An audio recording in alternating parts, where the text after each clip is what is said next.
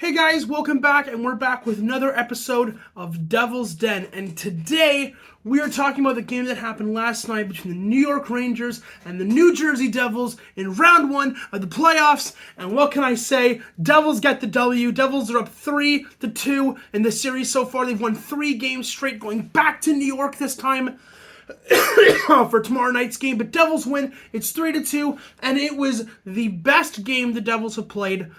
Well, I won't say all season, but definitely, certainly, all series. The last 2 games have been great. We've been tight on defense. We've had some offense here or there, but last night's game was an offensive production. So you had goals from Holla, who got 2. He got the I believe got the empty netter and the second goal of the game. You got Andre Palat, who we haven't seen a lot from this year, who got injured early in the year, but has started to show up in the playoffs. He got a goal, and arguably, I will say this, probably one of the top 5 goals scored this year for New Jersey by Dawson Mercer, shorthanded with a nice 1-2 smack, and it goes in. Beautiful goal. So let's talk about the game. Let's talk about the playoffs so far for New Jersey. So first of all, if you're watching this and you're not already subscribed, please go ahead, hit that subscribe bell. It helps get the channel out there, and it helps spread the good word that is the New Jersey Devils. Second of all, if you're watching this again, please make sure to drop a like. It really helps the channel out a lot. So, playoff hockey. New Jersey goes down 0-2 early in this series. They look like crap the entire time. They go 0-2. They lose 5-1 in back-to-back games. Chris Kreider makes New Jersey his bitch. But yeah, and the next 2 games goes back to Madison Square Gardens, and New Jersey ties the series up, and there's hope. It's 2-1 in the series. It's 2-2 in the series until last night's game. Last night's game, New Jersey wins. It's now 3-2 in the series, and we are 1 game away from round 2. A feat that the Toronto Maple Leafs have yet to achieve in almost 7 years of trying. So, last night, there's been a lot of talk about how well New Jersey's played defensively in their own end, and that is true. But this video, I want to talk about their offensive production, because they did so well offensively. They nearly had 40 shots on Igor Shesterkin. Speaking of Shesterkin, Timo Meier is really getting under the skin of Shesterkin. There was kind of a weird sequence that happened earlier in the game where people were crashing the net. And a couple of New York guys jumped. I can't remember who it was. I think it was Hischer or Mercer. It was one of the 2. They jump him. There's a whole crowd, and Meyer comes over to see what's going on, and he kind of pushes Shesterkin's stick out of the way to get to the mob at this point. And Shesterkin comes in from behind him and punches him in the back weirdly, and Timo turns around like, what the hell, dude? What are you doing? Anyways, that ends up being called a penalty. Meyer gets called for unsportsmanlike conduct, which I talked to a couple of people last night about this. I guess that's a call that, if you move a player's stick out of the way, that, you're going to get called for unsportsmanlike conduct, because it's I'm not sure how to call it. It's like when your opponent reaches for the stick and you, push it out of the grasp. It's kind of a dick thing to do, but, it's a soft call. It's a really soft call. Anyways, Meyer goes to the box. I don't know if Shesterkin gets penalized for that, but there is a penalty called on New York, and it ends up being 4-on-4. But that's not the big penalty of the night. The big penalty of the night was Devils get called for, I think it was holding, and we go down shorthanded, and there's a big break at the blue line where New York passes it up to the top of the our defensive end, and New Jersey, pokes their stick out, gets a hold of it, and the New Jersey player and Mercer are skating up the ice, and it's a nice little wait for it, slides it over, Mercer with the stick, slap shot, Mercer scores! It's such a nice goal. If you haven't seen it, go back, watch it. It's a great goal. It's fantastic. One of my favorites, not only of the series, but also of the season. It's a great goal. And, yeah, there's, I don't want to keep repeating myself, but New Jersey, they played so well last night. They really, really did. I was nervous all night watching the game because I thought, 2-2, we've won 2 in a row. New York's probably going to come back. New York has looked awful. I know that we're supposed to hate Rangers and Rangers fans, but like I almost feel bad for New York because they must feel now how New Jersey felt in the first two games of the series. Defeated, deflated, like they're not trying. Panarin and Zibanejad look absent the whole time. You see him crash the net from time to time, but New Jersey has done such a good job defensively holding these guys to task. You're seeing New York gets a shot on net and it's immediately cleared out, or it's carried out of the zone with speed by New Jersey. It's my apologies. I still have a little bit of a cough, so I'm trying not to die right now.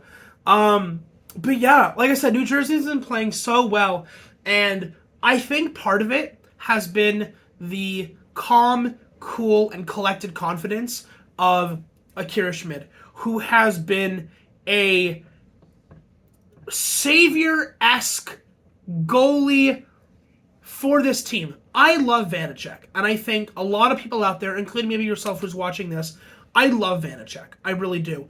I think he was absolutely mistreated in Washington. He didn't have a good year with Washington, that's true, but he still didn't play terribly, and they didn't give him a chance. We get shipped to New Jersey. Mackenzie Blackwood's a starter, and Vanacek played so well for this club throughout the regular season, right? The guy had nearly, I think it was close to 38 wins, or 36 to 38 wins this year. Like, he played so well for this team this year. His save percentage was like a kind of average, like 9-12, 9-13 or whatever. But like he was such an all-around good thing. And then the playoffs he didn't play well. According to some people.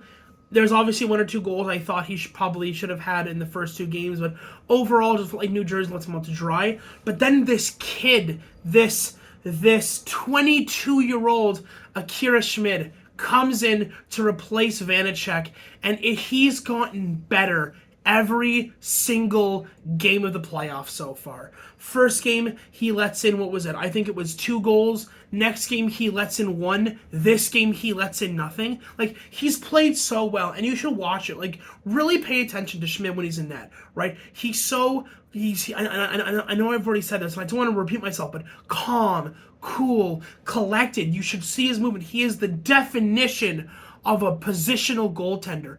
When he goes to make a save, he's not floundering all over the place. It's very small movements. It's if it needs to make a glove save, it's okay, got it. If it needs to make a blocker save, it's yeah, we got. Like, it's very, everything is kind of calculated. It's there's no unnecessary movements the whole time when he goes to play goalie. And I really like that. I love it. Don't get me wrong. My favorite goalie of all time, Martin Brodeur, was probably one of the most floppiest goalies in NHL history, and yet it's still the best. But there's something about this kid's play that makes me think, damn, does he get the starter next year? Does Vanacek get bumped down to a backup goalie? I don't know. Do we do like a 1A, 1B? And there's a part of me that doesn't want Schmid to get overworked and then end up, kind of going downhill. It does bother me. There was a video I made before round 1 started, and I talked about who's going to be with the Devils this year versus who's going to be with the Devils next year in October when the season resumes again. And I talked about how I don't like the idea of trading Blackwood because I don't know how well Schmid does under pressure. I'm going to say it. I don't usually do this. I am 180ing on that. Schmid has looked so good.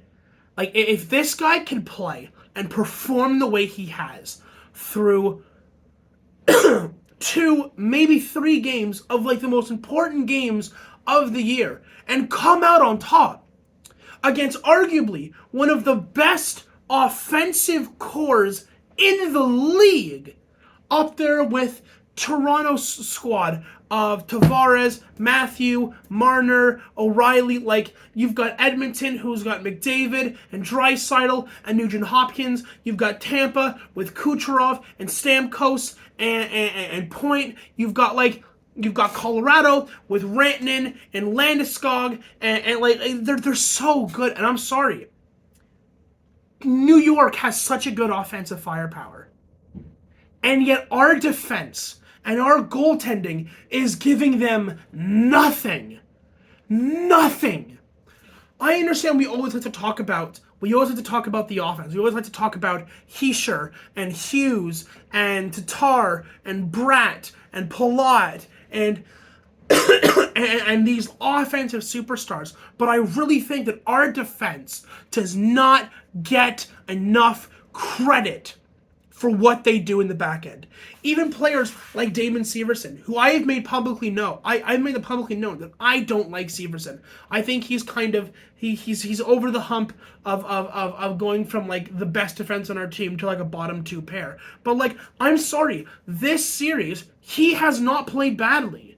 He really hasn't. Regular season, I didn't like him. Right? You've got players like Kevin Ball, who made such an impact last game. Physically, he set up for a fight. There was a beautiful hip check that he delivered late in the third. What was it? Late in the game. I think it was like mid to late third period. It was a great hip check. You've got who else? You've got Marino, who. There was a moment where like a guy wound up, he was out of position, and the guy took a slap shot, and Marino's like diving for the puck, like head first, body first, to block it. Like, these guys, the defense does not get enough credit in this league. Right? I've said it about goalies. I'm going to say it now about defensemen. The league is always kind of focused on offense. You've got McDavid, you've got Matthews, you've got Crosby, you've got Ovechkin, you've got all of these like high-powered superstars with like all of these goals or whatever. But like, these defensemen and these goalies never get enough credit, and it bothers. See, now I'm getting like passionate about it. But like, I don't know, like. One thing this series has kind of shown me is that like Devils not only have the high-powered offense, but their defense can come through in a clutch. If you put a guy between the pipes that is confident in his play, your defense will stand up for him, and I'm loving it.